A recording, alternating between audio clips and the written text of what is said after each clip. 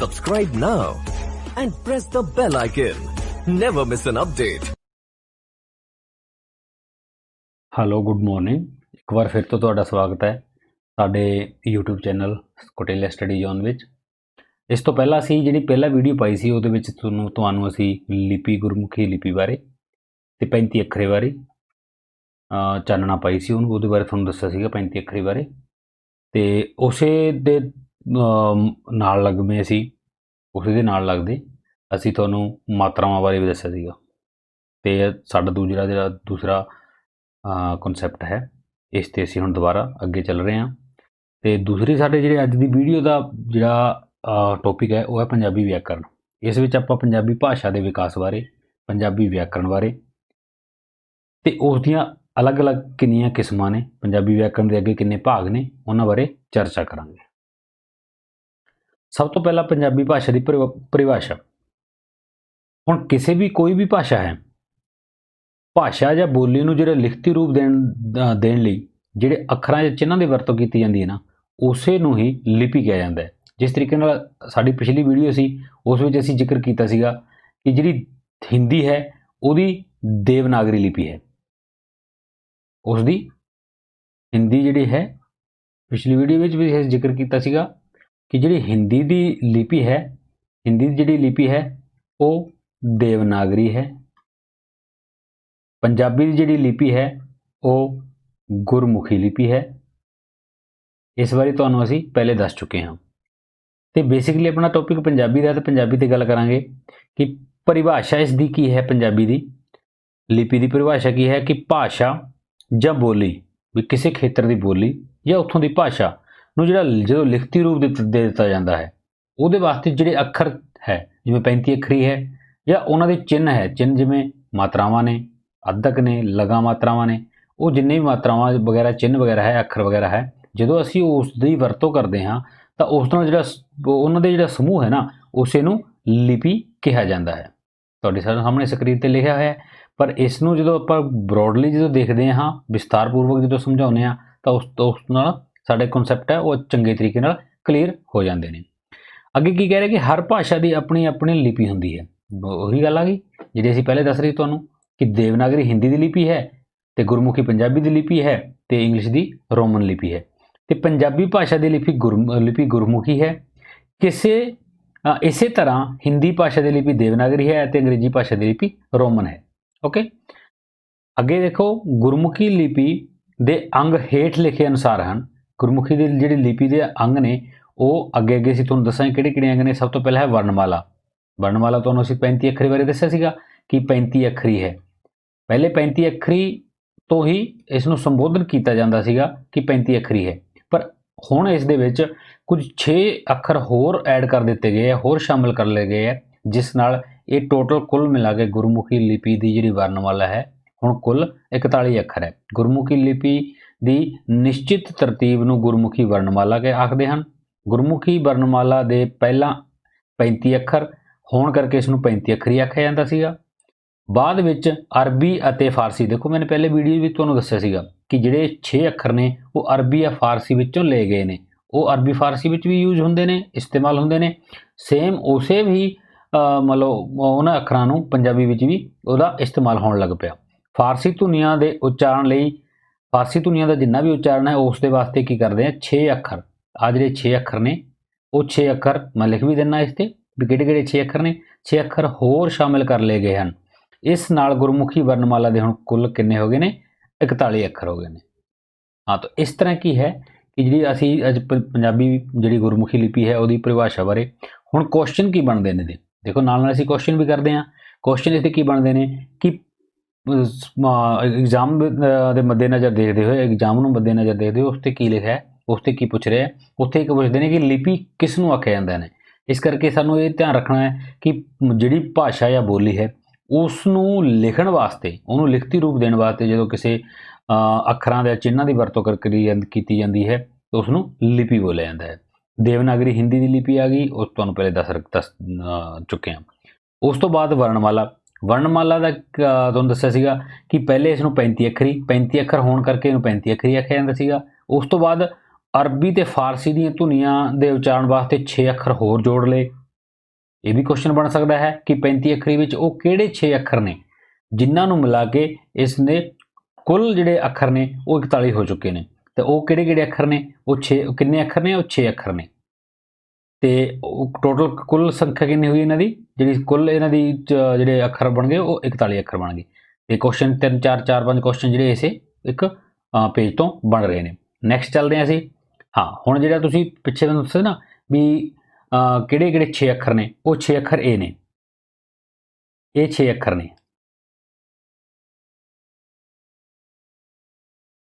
ये 6 अखर ने।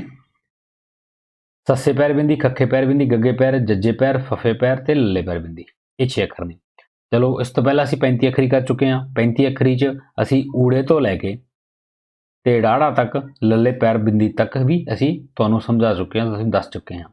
अच्छा इसदा हुण व्याकरण के तौर पर इसका एक होर मान लो महत्व भी बनता है कि इसनूं कहा की जाता है, जिहड़ा ऊड़ा है, ऊड़ा ऐड़ा ईड़ी सस्सा हाहा, जिहड़े ए है ये उपर वाली जिहड़ी लाइन है इसनूं की आखिया जाता है, इसनूं मुख वर्ग कहा जाता है।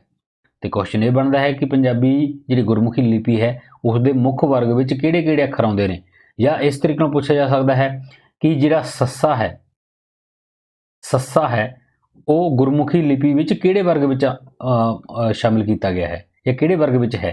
तो ये किहड़े वर्ग विच है, ये मुख वर्ग विच, मुख वर्ग विच है। ओके नैक्सट है जिहड़ा उस तरीके नाल जिस तरीके नाल असीं देखदे हां ना हिंदी विच देखदे हां टवर्ग तवर्ग पवर्ग कवर्ग, उस तरीके नाल पंजाबी विच भी वो सेम पैटर्न वो है कि जिहड़ा कक्का खक्खा गग्गा घग्गा इयां ये जिहड़ा है ये क वर्ग च आ रहा है, चच्चा छच्चा जज्जा झज्जा इयां ये किहड़े च है, ये च वर्ग च है। टैंका ठट्ठा डड्डा ढड्डा अणाणा ये टवर्ग च है। तत्ता थत्था दद्दा धद्दा नन्ना ये तवर्ग च है। पप्पा फफ्फा बब्बा भब्बा मम्मा ये पवर्ग च है। ते अंतिम वर्ग जिहड़ा इसनूं अंतिम वर्ग किहड़ा किसनूं कहा जाता है, जिहड़ा यईया रारा लाला वावा डाड़ा ये जिहड़े है 5 अखर ने, इसनूं अंतिम वर्ग कहा जाता है। हुण अगे असीं वधदे हां ते इहदा सैकेंड पार्ट जो है वो है स्वर। देखो तुहानूं दस्सिआ सीगा कि किसी भी भाषा मतलब जो लिपि है उस दे विच की हुंदे ने, व्यंजन हुंदे ने, व्यंजन अते स्वर ये दो होंगे ने। व्यंजन किहड़े ने, स्वर किहड़े ने, ये दो अलग अलग इसके किसी भी जिहड़ी लिपि है गुरमुखी लिपि है या देवनागरी लिपि है उन्होंने दोनों विच व्यंजन ते स्वर अलग अलग तौर पर दिखाए गए हैं, इन्हां दी अलग अलग वंड की गई है। तो स्वर विच किहड़े ने, ये वो धुनियां हुंदियां ने, ये वो धुनियां हन जिन्हां नूं बोलण समय या उच्चारण वेले अंग विच कोई रुकावट नहीं पाउंदे, यानी जदों असीं कुछ बोलते हैं तो साडे मूँह चों जिहड़ी आवाज़ है वो बिना किसी रुकावट तो निकलती है। तो इस दे विच कोई मूँह विच कोई रुकावट नहीं हुंदी, आवाज़ बिना किसी रुकावट तो बाहर निकलती है। ये किहड़े किहड़े ने, ऊड़ा ऐड़ा ईड़ी 3 स्वर अखर ने, पर उच्चारण पक्षों स्वर धुनियां 10 हन। मतलब जिहड़े स्वर ने वो साडे 3 ने, 3 स्वर ने। क्वेश्चन भी बनता है इस ते कि स्वर किहड़े किहड़े ने, स्वर ये 3 ने। जे धुनियां पुछिए स्वर धुनियां कितनियां ने, स्वर धुनियां 10 ने। किहड़ियां किहड़ियां ने, ऐड़ा आड़ा ईड़ी ईड़ी ऊड़ा ऊड़ा ऐड़ा ऐड़ा ओड़ा ते ओड़ा, ये 10 स्वर धुनियां ने। स्वर किन्ने ने, 3 ने। स्वर धुनियां कितनियां ने, 10 स्वर धुनियां ने। उस तो अगे असीं देखो पिछे दस्सिआ तुहानूं स्वर ते व्यंजन 2 हुंदे ने। इस स्वर ते व्यंजन तो इस तीसरे नंबर ते है व्यंजन। ये वो धुनियां ने, देखो स्वर विच दस्सिआ सीगा कि बिना किसी रुकावट तो आवाज़ मूँह तो बाहर निकलती है, पर व्यंजन तो इसके उल्ट है। इस ते की है कि जदों कुछ चीज़ आपां मतलब कोई भी अखर या कोई शब्द कोई बोलते हैं तो एक थोड़ी जी रुकावट नाल किते ना किते थोड़ी जी रुकावट पैदा होंदी है, फिर जाके इसनूं इसदा उच्चारण होंदा है। थोड़ी बहुत रुकावट पाउंदे हन उच्चारण वेले तो इसनूं व्यंजन कहा जाता है। तो इन्हां नूं बोलदे समय साडी जीभ जिहड़ी है वो या तां तालू नाल लगदी है, या दंदां दे अंदरले पासे छाउंदी है, ते या फिर आपस विच साडे बुੱਲ ने वो भी आपस विच एक दूजे नूं छाउंदे ने, आपस विच मिलदे ने। तिन्नां स्वर अखरां जिहड़े ऊड़ा ऐड़ा ईड़ी नूं छड्ड के, देखो ऊड़ा ऐड़ा ईड़ी जिहड़े किन्ने किहड़े ने, ये 3 स्वर अखर ने। इन्हां नूं छड्ड के सस्से तो लैके लल्ले तक ਜਿਹੜੇ 38 ਵਿਅੰਜਨ ਨੇ, ਟੋਟਲ ਕਿੰਨੇ ਨੇ ਸਾਡੇ 35 ਅੱਖਰੀ ਵਿੱਚ ਕਿੰਨੇ ਸ਼ਬਦ ਹੋ ਗਏ ਹੁਣ, ਕਿੰਨੇ ਅੱਖਰ ਹੋ ਗਏ, ਸ਼ਬਦ ਨਹੀਂ, ਕਿੰਨੇ ਅੱਖਰ ਹੋ ਗਏ, 41 ਵਿੱਚੋਂ ਇਹ 38 ਤਿੰਨ ਤਾਂ ਹੋ ਗਏ ਸਵਰ ਨੂੰ ਛੱਡ ਕੇ ਜਿਹੜੇ 38 ਵਿਅੰਜਨ ਨੇ, ਇਹ ਸਾਰੇ ਵਿਅੰਜਨ ਜਦੋਂ ਅਸੀਂ ਇਹਨਾਂ ਦਾ ਉਚਾਰਨ ਕਰਦੇ ਹਾਂ, ਇਹਨਾਂ ਨੂੰ ਬੋਲਦੇ ਹਾਂ, ਤਾਂ ਕਿਤੇ ਨਾ ਕਿਤੇ ਥੋੜੀ ਜਿਹੀ ਰੁਕਾਵਟ ਪੈਦਾ ਹੁੰਦੀ ਹੈ ਤੇ ਸਾਡੀ ਜੀਭ ਹੈ ਉਹ ਜਾਂ ਤਾਂ ਤਾਲੂ ਨਾਲ ਲੱਗਦੀ ਹੈ ਜਾਂ ਦੰਦਾਂ ਦੇ ਅੰਦਰਲੇ ਪਾਸੇ ਛਾਉਂਦੀ ਹੈ ਜੀਭ, ਤੇ ਜਾਂ ਫਿਰ ਬੁੱਲ ਆਪਸ ਵਿੱਚ ਸੰਪਰਕ ਹੁੰਦਾ ਬੁੱਲਾਂ ਦਾ, ਜਾਂ ਬੁੱਲ ਆਪਸ ਵਿੱਚ ਛਾਉਂਦੇ ਨੇ। ਇਸ ਤੋਂ ਅੱਗੇ ਹੈ ਚੌਥਾ ਅਨੁਨਾਸਿਕ ਵਿਅੰਜਨ। ਚੌਥੇ ਨੰਬਰ ਤੇ ਹੈ ਅਨੁਨਾਸਿਕ ਵਿਅੰਜਨ। ਅਨੁਨਾਸਿਕ ਵਿਅੰਜਨ, ਇਸ ਦੇ ਨਾਮ ਤੋਂ ਹੀ ਪਤਾ ਚੱਲ ਰਿਹਾ ਸਾਨੂੰ, ਅਨੁਨਾਸਕੀ, ਨਾਸਕੀ ਮਤਲਬ ਨੱਕ ਤੋਂ।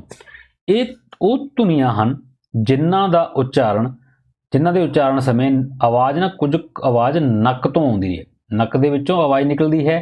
ਇਹਨਾਂ ਦੀ ਗਿਣਤੀ 5 ਹੈ ਤੇ ਇਹ ਪੰਜੇ ਜਿਹੜੇ ਆਪਣੇ ਵਿਅੰਜਨ ਨੇ ਜਾਂ ਇਹ ਧੁਨੀਆਂ ਨੇ, ਇਹ ਇਹਨਾਂ 38 ਵਿੱਚੋਂ ਹੈ, ਜਿਨ੍ਹਾਂ ਵਿੱਚੋਂ ਕੀ ਹੈ, ਯਈਆਂ, ਣਾਣਾ, ਨੰਨਾ ਤੇ ਮੰਮਾ। ਇਹ 5 ਜਿਹੜੇ ਵਿਅੰਜਨ ਨੇ, ਇਹ ਵਿਅੰਜਨ ਇਹਨਾਂ ਨੂੰ ਅਨੁਨਾਸਕੀ ਵਿਅੰਜਨ ਕਿਹਾ ਜਾਂਦਾ ਹੈ। ਅੱਗੇ ਹੈ ਦੁੱਤ ਅੱਖਰ। ਜੋ ਅੱਖਰ ਦੋ ਅੱਖਰਾਂ ਦੇ ਮੇਲ ਤੋਂ ਬਣਦਾ ਹੈ, ਯਾਨੀ ਜਦੋਂ ਦੋ ਅੱਖਰ ਆਪਸ ਵਿੱਚ ਮਿਲਦੇ ਹੈ ਤੇ ਕਿਸੇ ਤੀਸਰੇ ਅੱਖਰ ਦੀ ਹੋਂਦ ਪ੍ਰਗਟ ਹੁੰਦੀ ਹੈ, ਉਸ ਨੂੰ ਦੁੱਤ ਅੱਖਰ ਕਿਹਾ ਜਾਂਦਾ ਹੈ। ਇਹਨਾਂ ਦੋਹਾਂ ਅੱਖਰਾਂ ਵਿੱਚੋਂ ਇੱਕ ਅੱਖਰ ਦੂਜੇ ਅੱਖਰ ਦੇ ਪੈਰ ਵਿੱਚ ਲਿਖਿਆ ਜਾਂਦਾ ਹੈ ਤੇ ਦੋਵੇਂ ਅੱਖਰ ਮਿਲ ਕੇ ਇੱਕੋ ਆਵਾਜ਼ ਪੈਦਾ ਕਰਦੇ ਹਨ। ਇਹਨਾਂ ਦੀ ਗਿਣਤੀ 3 ਹੈ ਤੇ ਆਵਾਜ਼ ਇੱਕੋ ਹੀ ਪੈਦਾ ਕਰਨਗੇ। ਦੋਵੇਂ ਅੱਖਰ ਮਿਲ ਕੇ ਆਵਾਜ਼ ਉਸੇ ਦੀ ਪੈਦਾ ਹੁੰਦੀ ਹੈ, ਪਰ ਦੋ ਅੱਖਰ ਆਪਸ ਵਿੱਚ ਮਿਲ ਜਾਂਦੇ ਨੇ। ਜਿਸ ਤਰੀਕੇ ਨਾਲ ਅਸੀਂ ਤੁਹਾਨੂੰ ਐਗਜ਼ਾਮਪਲ ਦੇ ਤੌਰ ਤੇ ਦੱਸਦੇ ਹਾਂ, ਜਿਸ ਤਰੀਕੇ ਨਾਲ ਹੈ ਆਲਣਾ। ਹੁਣ ਆਲਣਾ, ਇਹ ਜਿਹੜੇ ਥੱਲੇ ਹਾਹਾ ਲੱਗਿਆ, ਇਸ ਨੂੰ ਲੱਲੇ ਪੈਰ ਮਤਲਬ ਹਾਹਾ ਹੈ, ਲੱਲੇ ਦੇ ਪੈਰ ਵਿੱਚ ਹਾਹਾ ਹੈ, ਇਸ ਨੂੰ ਆਲਣਾ ਲਿਖਿਆ ਸੀ। ਜਿਹੜਾ ਆਲਣਾ ਹੈ, ਇਸ ਸ਼ਬਦ ਵਿੱਚ, ਆਲਣਾ ਸ਼ਬਦ ਵਿੱਚ ਲੱਲੇ ਦੇ ਪੈਰ ਵਿੱਚ ਹਾਹਾ ਹੈ। ਦੇਖੋ 3 ਅੱਖਰ ਕਿਹੜੇ ਨੇ, 2 ਅੱਖਰ, ਹਾਹਾ, ਰਾਰਾ ਤੇ ਵਾਵਾ। ਠੀਕ ਹੈ, ਆਲਣਾ ਹੋ ਗਿਆ। ਉਸ ਤਰੀਕੇ ਨਾਲ ਹੀ ਅਗਲਾ ਸ਼ਬਦ ਹੋ ਗਿਆ ਸਾਡਾ, ਜਿਵੇਂ ਅਗਲਾ ਸ਼ਬਦ ਹੈ ਆਲਣਾ ਸ਼ਬਦ ਹੈ। ਆਲਣਾ ਦੇ ਵਿੱਚ ਜਿਹੜਾ ਲੱਲੇ ਪੈਰ ਹਾਹਾ ਹੈ, ਉਸ ਤਰੀਕੇ ਨਾਲ ਉਹਦੇ ਨਾਲ ਜਿਹੜਾ ਹਾਹਾ ਹੈ ਉਹ ਲੱਲੇ ਦੇ ਪੈਰ ਵਿੱਚ ਹੈ, ਪਰ ਇਹਦੀ ਆਵਾਜ਼ ਲੱਲੇ ਦੀ ਆਉਂਦੀ ਹੈ, ਆਲਣਾ। ਉਸੇ ਤਰੀਕੇ ਨਾਲ ਜਿਵੇਂ ਅਗਲਾ ਸ਼ਬਦ ਹੈ ਪ੍ਰੀਤ।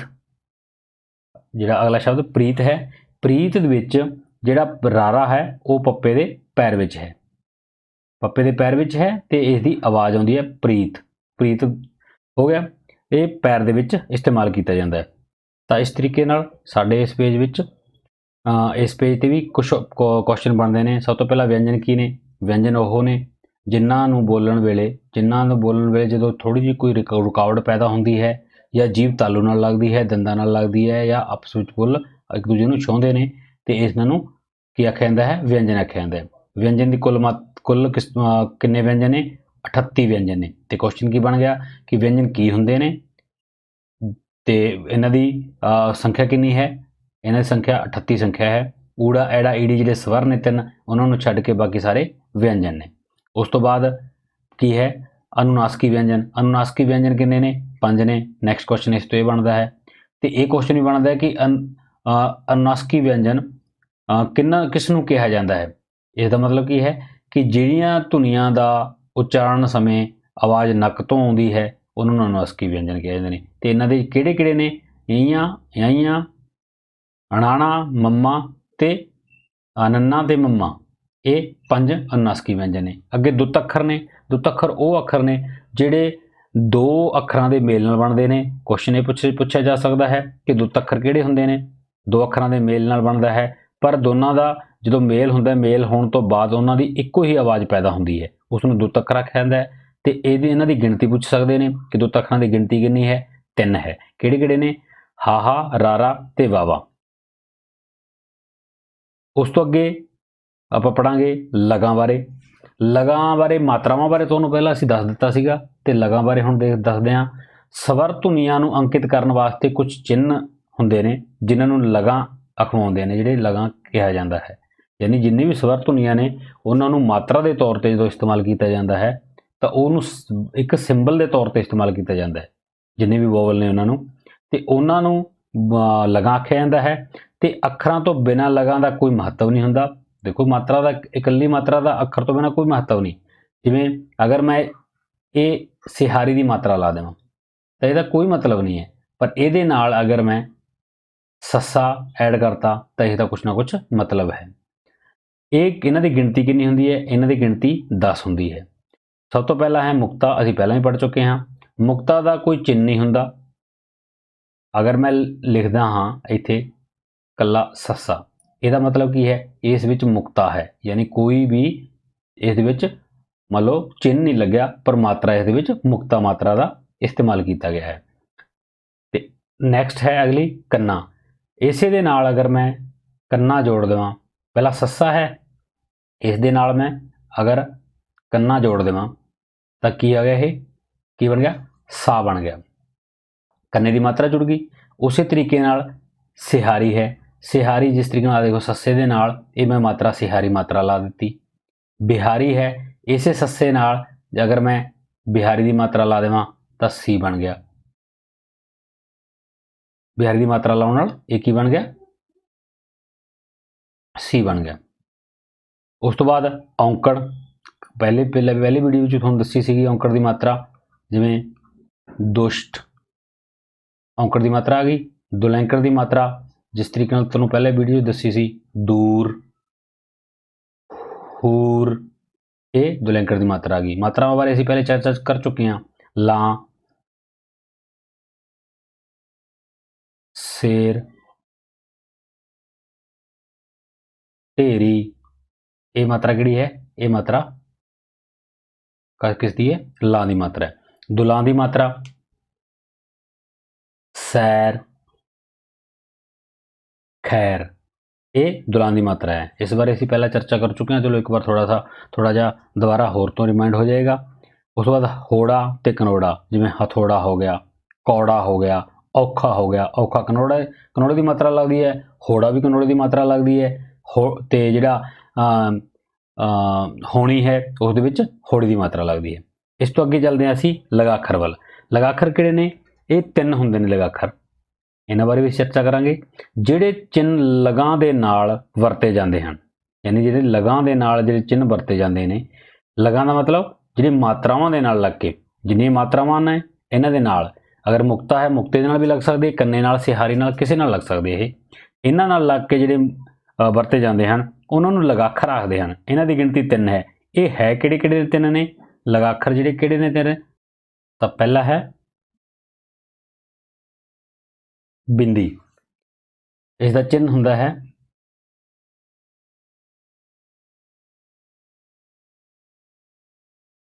ਇਹ ਚਿੰਨ੍ਹ ਹੁੰਦਾ ਇਹਦਾ। ਦੂਸਰਾ ਹੈ ਟਿੱਪੀ। ਟਿੱਪੀ ਦਾ ਜਿਹੜਾ ਚਿੰਨ੍ਹ ਹੈ ਉਹ ਇਹ ਚਿੰਨ੍ਹ ਹੈ। ਉਸ ਤੋਂ ਬਾਅਦ ਤੀਸਰਾ ਹੈ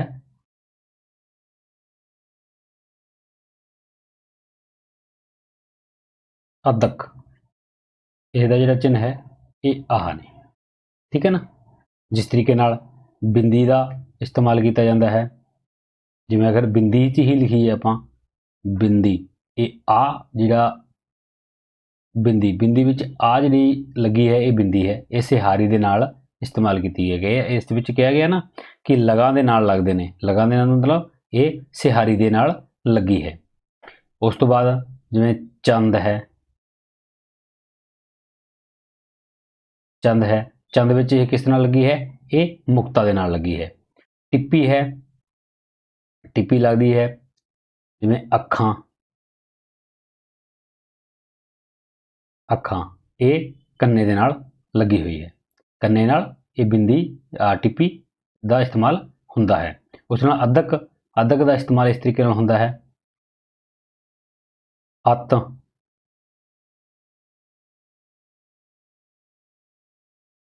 ਖੱਤ,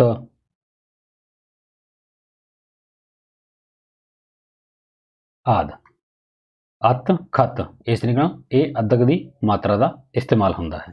ਤੇ ਇਹ ਨੇ ਸਾਡੇ ਅੱਜ ਦੀ ਗ੍ਰਾਮਰ ਦਾ ਜਿਹੜਾ ਟੌਪਿਕ ਸੀਗਾ ਵਿਆਕਰਣ ਪਰਿਭਾਸ਼ਾ ਵਿਆਕਰਣ ਦੀ। ਉਸ ਤੋਂ ਬਾਅਦ ਉਹਦੇ ਅੱਗੇ ਕਿਸਮਾਂ ਕਿਹੜੀਆਂ ਨੇ, ਸਵਰ, ਵਿਅੰਜਨ, ਲਗਾ, ਲਗਾਖਰ, ਦੁੱਤ ਅੱਖਰ, ਤੇ ਇਹਨਾਂ ਬਾਰੇ ਅਸੀਂ ਚਰਚਾ ਕੀਤੀ ਹੈ। ਇੱਕ ਵਾਰ ਦੁਬਾਰਾ ਫਿਰ ਰਿਮਾਈਂਡ ਕਰ ਦਿੰਦੇ ਹਾਂ। ਇਹ ਹੈ ਸਾਡੀ ਸਭ ਤੋਂ ਪਹਿਲਾਂ ਪਰਿਭਾਸ਼ਾ ਵਿੱਚ ਲਿਪੀ ਕਿਸ ਨੂੰ ਆਖਿਆ ਜਾਂਦਾ, ਇਸ ਬਾਰੇ ਦੱਸਿਆ ਗਿਆ। ਦੇਵਨਾਗਰੀ ਲਿਪੀ ਹਿੰਦੀ ਦੀ ਹੈ, ਗੁਰਮੁਖੀ ਲਿਪੀ ਪੰਜਾਬੀ ਦੀ ਹੈ ਤੇ ਅੰਗਰੇਜ਼ੀ ਦੀ ਰੋਮਨ ਲਿਪੀ ਹੈ। ਇਸ ਵਿੱਚੋਂ ਅਲੱਗ-ਅਲੱਗ ਕੁਐਸਚਨ ਤਿਆਰ ਹੁੰਦੇ ਨੇ। ਤੇ ਵਰਣਮਾਲਾ ਕਿੰਨੇ ਨੇ, 35 ਅੱਖਰ, ਟੋਟਲ ਕੁੱਲ 35 ਅੱਖਰ ਨੇ, ਜਿਨ੍ਹਾਂ ਵਿੱਚੋਂ 6 ਅੱਖਰ ਹੋਰ ਲਏ ਗਏ ਨੇ ਜਿਹੜੇ ਅਰਬੀ ਤੇ ਫਾਰਸੀ ਦੀ ਧੁਨੀਆਂ ਤੋਂ ਲਏ ਗਏ ਨੇ, ਉਹਨਾਂ ਵਿੱਚ ਵਰਤੋਂ ਕੀਤੀ ਜਾਂਦੀ ਹੈ ਇਹਨਾਂ ਦੀ। ਇਸ ਕਰਕੇ ਕੁੱਲ ਮਿਲਾ ਕੇ ਕਿੰਨੇ ਹੋ ਗਏ, ਇਹ 41 ਹੋ ਗਏ। ਇਸ ਕਰਕੇ ਇਹਨਾਂ ਵਿੱਚੋਂ ਇਹ ਕੁਐਸਚਨ ਬਣਦੇ ਨੇ। ਅਗਲੇ ਹੈ ਉਸ ਤੋਂ ਬਾਅਦ ਮੁੱਖ ਵਰਗ, ਕਵਰਗ, ਟਵਰਗ, ਤਵਰਗ, ਇਹਨਾਂ ਬਾਰੇ ਅਸੀਂ ਚਰਚਾ ਕੀਤੀ ਹੈ। ਤੇ ਇਹ ਵੀ ਕੁਐਸਚਨ ਬਣਦਾ ਹੈ ਕਿ ਕਿਹੜਾ ਵਰਣ ਜਿਹੜਾ ਅੱਖਰ ਹੈ ਜਾਂ ਕਿਹੜੀ ਧੁਨੀ ਹੈ ਉਹ ਕਿਸ ਵਰਗ ਵਿੱਚ ਆਉਂਦੀ ਹੈ। ਜਿਸ ਤਰੀਕੇ ਨਾਲ ਅਗਰ ਜੇ ਆਪਾਂ ਨਾਣਾ ਲੈ ਲਈਏ, ਨਾਣਾ ਹੈ, ਪੁੱਛਿਆ ਜਾ ਸਕਦਾ ਹੈ ਕਿ ਨਾਣਾ ਕਿਸ ਵਰਗ ਵਿੱਚ ਆਉਂਦੀ ਹੈ, ਨਾਣਾ ਧੁਨੀ ਕਿਸ ਵਰਗ ਵਿੱਚ ਆਉਂਦੀ ਹੈ, ਤੇ ਇਹ ਟਵਰਗ ਵਿੱਚ ਆਉਂਦੀ ਹੈ। ਤੇ ਉਸ ਤੋਂ ਅੱਗੇ ਸਵਰ ਬਾਰੇ ਗੱਲ ਕੀਤੀ ਸੀ। ਸਵਰਗ 3 ਨੇ, ਊੜਾ, ਐੜਾ ਤੇ ਈੜੀ, ਪਰ ਇਹਦੀਆਂ ਧੁਨੀਆਂ ਜਿਹੜੀਆਂ ਨੇ ਉਹ 10 ਨੇ, ਜਿਹੜੀਆਂ ਥੱਲੇ ਤੁਹਾਡੇ ਮੈਂਸ਼ਨ ਕੀਤੀਆਂ ਗਈਆਂ ਨੇ, ਥੱਲੇ ਸ਼ੋ ਹੋ ਰਹੀਆਂ ਨੇ। ਤੇ ਇਹਦਾ ਕੁਐਸਚਨ ਇਹ ਵੀ ਬਣ ਸਕਦਾ ਹੈ ਕਿ ਸਵਰ ਕਿਹਾ ਕਿਸ ਨੂੰ ਜਾਂਦਾ ਹੈ, ਜਦੋਂ ਉਚਾਰਨ ਸਮੇਂ ਬਿਲਕੁਲ ਆਵਾਜ਼ ਨਾ ਆਵੇ, ਜਦੋਂ ਉਚਾਰਨ ਸਮੇਂ ਆਵਾਜ਼ ਵਿੱਚ ਬੋਲਣ ਸਮੇਂ ਕੋਈ ਰੁਕਾਵਟ ਪੈਦਾ ਨਾ ਹੋਵੇ ਤਾਂ ਉਸ ਨੂੰ ਸਵਰ ਕਿਹਾ ਜਾਂਦਾ ਹੈ। ਉਸ ਤੋਂ ਬਾਅਦ ਵਿਅੰਜਨ ਹੈ। ਵਿਅੰਜਨ ਬਾਰੇ ਪੁੱਛਿਆ ਜਾ ਸਕਦਾ ਹੈ ਕੁਐਸਚਨ ਕਿ ਵਿਅੰਜਨ ਕਿਸ ਨੂੰ ਆਖਿਆ ਜਾਂਦਾ ਹੈ। ਵਿਅੰਜਨ ਦਾ ਮਤਲਬ ਇਹ ਹੈ ਕਿ ਜਦੋਂ ਅਸੀਂ ਧੁਨੀਆਂ ਦਾ ਉਚਾਰਨ ਕਰਦੇ ਹਾਂ, ਬੋਲਣ ਵੇਲੇ ਥੋੜੀ ਜਿਹੀ ਰੁਕਾਵਟ ਪੈਦਾ ਹੁੰਦੀ ਹੈ ਤਾਂ ਉਸ ਨੂੰ ਵਿਅੰਜਨ ਕਿਹਾ ਜਾਂਦਾ ਹੈ। ਕੁੱਲ ਕਿੰਨੇ ਵਿਅੰਜਨ ਨੇ, ਜਿਹੜੇ ਸਵਰ ਨੇ 3, ਉਹਨਾਂ ਨੂੰ ਛੱਡ ਕੇ ਬਾਕੀ 38 ਵਿਅੰਜਨ ਨੇ। ਕੁੱਲ 35 ਅੱਖਰੀ ਵਿੱਚ ਹੁਣ ਅੱਖਰ ਕਿੰਨੇ ਹੋ ਗਏ, ਪਹਿਲੇ 35 ਅੱਖਰੀ ਹੁੰਦਾ ਸੀ, ਹੁਣ ਇਹ ਟੋਟਲ 41 ਅੱਖਰ ਹੋ ਗਏ। 41 ਅੱਖਰ ਦੇ ਵਿੱਚ ਜਿਹੜੇ 38 ਨੇ ਵਿਅੰਜਨ ਨੇ, 3 ਸਵਰ ਨੇ। ਸੱਸੇ ਤੋਂ ਲੈ ਕੇ ਲੱਲੇ ਤੱਕ ਸਾਰੇ ਉਸ ਤੋਂ ਬਾਅਦ ਵਿਅੰਜਨ ਨੇ, ਲੱਲੇ ਪੈਰ ਬਿੰਦੀ ਤੱਕ। ਉਸ ਤੋਂ ਬਾਅਦ ਅੱਗੇ ਵੱਧਦੇ ਹਾਂ ਤੇ ਅੱਗੇ ਸੀਗਾ ਅਨੁਨਾਸਿਕੀ ਵਿਅੰਜਨ। ਅਨੁਨਾਸਿਕੀ ਵਿਅੰਜਨ ਜਦੋਂ ਕਿਸੇ ਧੁਨੀ ਦੀ ਆਵਾਜ਼, ਧੁਨੀ ਦਾ ਉਚਾਰਨ ਹੁੰਦਾ ਹੈ ਤਾਂ ਉਹਨਾਂ ਵਿੱਚ ਆਵਾਜ਼ ਜਿਹੜੀ ਹੈ, ਥੋੜੀ ਆਵਾਜ਼, ਕੁਝ ਆਵਾਜ਼ ਨੱਕ ਤੋਂ ਨਿਕਲਦੀ ਹੈ, ਤਾਂ ਉਹ ਉਹਨਾਂ ਦੀ ਗਿਣਤੀ ਕਿੰਨੀ ਹੈ, ਉਹਨਾਂ ਦੀ 5 ਹੈ। ਇਹਨੂੰ ਅਨੁਨਾਸਿਕੀ ਵਿਅੰਜਨ ਕਹਿੰਦੇ ਨੇ। ਜਿਹੜੇ ਥੱਲੇ ਮੈਂਸ਼ਨ ਕਰ ਰੱਖੇ ਨੇ ਲਾਈਨ 'ਚ, ਇਹ ਸਾਰੇ ਅਨੁਨਾਸਿਕੀ ਵਿਅੰਜਨ ਨੇ। ਉਸ ਤੋਂ ਬਾਅਦ ਦੁੱਤ ਅੱਖਰ। ਦੁੱਤ ਅੱਖਰ ਉਹ ਅੱਖਰ ਨੇ ਜਦੋਂ ਦੋ ਸ਼ਬਦ ਆਪਸ ਵਿੱਚ ਮਿਲਦੇ ਨੇ ਤੇ ਉਹਨਾਂ ਦਾ ਤੀਸਰੇ ਸ਼ਬਦ ਦਾ ਕਿਸੇ ਦਾ ਨਿਰਮਾਣ ਹੁੰਦਾ ਹੈ, ਪਰ ਆਵਾਜ਼ ਉਸ ਇੱਕੋ ਹੀ ਸ਼ਬਦ ਦੀ ਆਉਂਦੀ ਹੈ, ਇੱਕੋ ਹੀ ਸ਼ਬਦ ਦੀ ਆਵਾਜ਼ ਪੈਦਾ ਕਰਦੇ ਹੈ। ਤਾਂ ਕੁੱਲ ਮਿਲਾ ਕੇ ਦੁੱਤ ਅੱਖਰ 3 ਨੇ, ਹਾਹਾ, ਰਾਰਾ ਤੇ ਵਾਵਾ। ਜਿਵੇਂ ਆਲਣਾ, ਪ੍ਰੀਤ। ਤੇ ਲਗਾਖਰ ਅੱਗੇ ਆ ਗਏ ਲਗਾਖਰ। ਲਗਾਖਰ ਵਿੱਚ ਵੀ ਤੁਹਾਨੂੰ ਦੱਸਿਆ ਸੀਗਾ ਵੀ ਇਸ ਦੇ ਕੀ ਨੇ, ਸਵਰ ਧੁਨੀਆਂ ਨੂੰ ਅੰਕਿਤ ਕਰਨ ਵਾਲੇ ਚਿੰਨ੍ਹਾਂ ਨੂੰ ਹੈ, ਜਿਹੜੀਆਂ ਜਿੰਨੀਆਂ ਮਾਤਰਾਵਾਂ ਨੇ ਉਹਨਾਂ ਸਾਰਿਆਂ ਨੂੰ ਕੀ ਆਖਿਆ ਜਾਂਦਾ ਹੈ, ਲਗਾ ਆਖਿਆ ਜਾਂਦਾ ਹੈ। ਲਗਾਖਰ ਨਹੀਂ, ਸੌਰੀ, ਲਗਾ ਆਖਿਆ ਜਾਂਦਾ ਹੈ। ਤੇ ਲਗਾਖਰ ਕਿਹੜੇ ਨੇ, ਲਗਾਖਰ ਉਹ ਨੇ ਜਿਹੜੇ ਇਹਨਾਂ ਜਿਹੜਾ ਲਗਾ ਨਾਲ ਲੱਗ ਕੇ ਇਸਤੇਮਾਲ ਕੀਤੇ ਜਾਂਦੇ ਨੇ, ਵਰਤੇ ਜਾਂਦੇ ਨੇ, ਉਹ ਲਗਾਖਰ ਨੇ। ਲਗਾਖਰ ਮੈਂ ਤੁਹਾਨੂੰ ਦੱਸਿਆ ਸੀ 3 ਕਿਹੜੇ ਨੇ, ਬਿੰਦੀ, ਟਿੱਪੀ ਤੇ ਅੱਧਕ। ਬਿੰਦੀ ਜਿਵੇਂ ਬਿੰਦੀ ਲਿਖਦੇ ਸੀ, ਬਿੰਦੀ ਵਿੱਚ ਹੈ। ਤੇ ਟਿੱਪੀ ਜਿਵੇਂ ਅੱਖਾਂ ਸ਼ਬਦ ਹੈ, ਅੱਖਾਂ ਵਿੱਚ ਲਾਸਟ ਵਿੱਚ ਜਿਹੜਾ ਕੰਨੇ ਦੇ ਨਾਲ ਇਸਤੇਮਾਲ ਕੀਤਾ ਗਿਆ, ਉੱਤੇ ਟਿੱਪੀ ਲਾਈ ਹੋਈ ਹੈ। ਤੇ ਅੱਧਕ ਜਿਹੜਾ ਅੱਤ ਹੈ, ਖਤ ਹੈ ਆਦਿ ਜਿਹੜੇ ਸ਼ਬਦ ਨੇ, ਇਹਨਾਂ ਨਾਲ ਉੱਤੇ ਇਹਨਾਂ ਦਾ ਅੱਧਕ ਦਾ ਇਸਤੇਮਾਲ ਕੀਤਾ ਗਿਆ ਹੈ। ਤੇ thanks for watching this video. ਸਾਡੀ ਵੀਡੀਓ ਤੁਸੀਂ ਪਹਿਲੀ ਵੀਡੀਓ ਨੂੰ ਬਹੁਤ ਵਧੀਆ ਸ਼ਲਾਘਾ ਕੀਤੀ, ਉਸਦੀ ਬਹੁਤ ਵਧੀਆ ਰਿਸਪੌਂਸ ਸੀ ਉਸਦਾ। ਤੇ ਇਸ ਦੇ ਨਾਲ ਮਤਲਬ ਅਸੀਂ ਹੋਰ ਵੀ ਵੀਡੀਓ ਚੰਗੇ ਤੋਂ ਚੰਗੇ ਟੌਪਿਕ ਤੇ ਬਣਾ ਕੇ ਲੈ ਕੇ ਆਵਾਂਗੇ। ਇਸ ਕਰਕੇ ਤੁਸੀਂ ਇਸ ਚੈਨਲ ਨੂੰ ਲਾਈਕ ਕਰਨਾ, ਸ਼ੇਅਰ ਕਰਨਾ ਤੇ ਸਬਸਕ੍ਰਾਈਬ ਕਰਨਾ। ਹਾਂ, ਜਿਹੜੀ ਨੋਟੀਫਿਕੇਸ਼ਨ ਵਾਸਤੇ ਬੈਲ ਆਈਕਨ ਨੂੰ ਪ੍ਰੈਸ ਕਰਨਾ ਨਾ ਭੁੱਲਿਓ, ਬੈਲ ਆਈਕਨ ਨੂੰ ਪ੍ਰੈਸ ਕਰ ਦਿਓ। Okay, thanks. Subscribe now and press the bell icon. Never miss an update.